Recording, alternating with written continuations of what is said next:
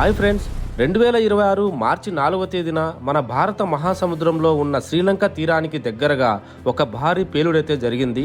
ఈ బ్లాస్ట్లో ఒక పెద్ద నౌక దాడికి అయితే గురైంది. యాక్చువల్గా చెప్పాలంటే అది సాధారణ నౌక అయితే కాదు.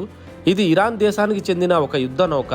దాడికి గురైన కొన్ని నిమిషాల్లోనే ఈ నౌక సముద్రంలో పూర్తిగా అయితే మునిగిపోయింది.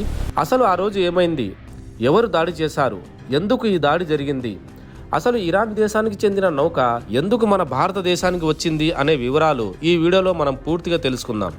దాడికి గురై మునిగిపోయిన నౌక పేరు IRIS దేనా. ఈ నౌక ఇరాన్ నేవీకి చెందిన ఒక ఆధునిక యుద్ధ నౌక.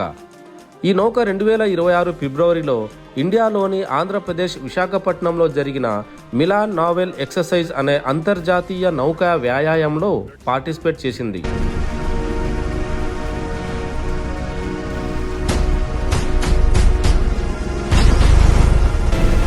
Formation steady. Hello, report status. Status green. Awaiting orders. Proceed to sector Bravo. ఆ ప్రోగ్రాం పూర్తి అయ్యాక తిరిగి ఇరాన్ దేశానికి బయలుదేరింది. ఈ నౌకలో సుమారు 180 మంది నౌకాదళ సిబ్బంది ఉన్నారు.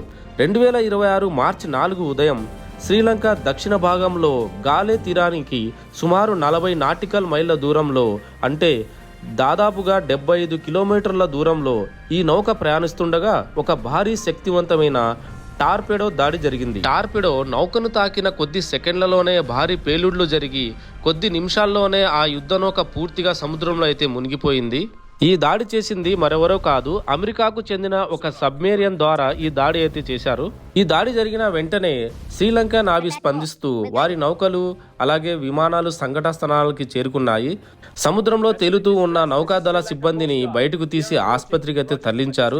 దాదాపుగా 32 మంది సైనికులను అయితే ప్రాణాలతో కాపాడగలిగారు.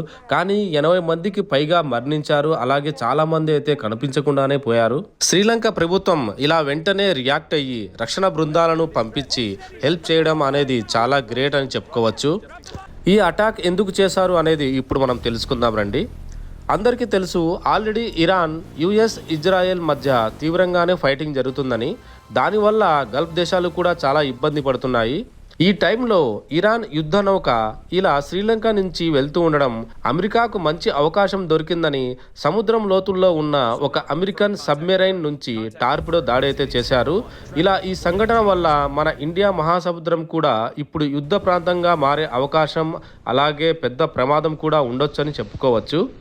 శ్రీలంక తీరానికి దగ్గరగా జరిగిన ఈ సంఘటన ప్రపంచానికి ఒక పెద్ద హెచ్చరిగా మారింది.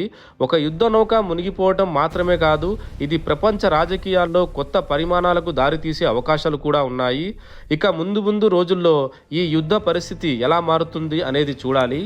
ఫ్రెండ్స్, ఫస్ట్ టైం నేను ఒక డాక్యుమెంటరీ వీడియో అయితే చేశాను. ఈ వీడియో మీకు నచ్చినట్లయితే లైక్ చేసి షేర్ చేయండి.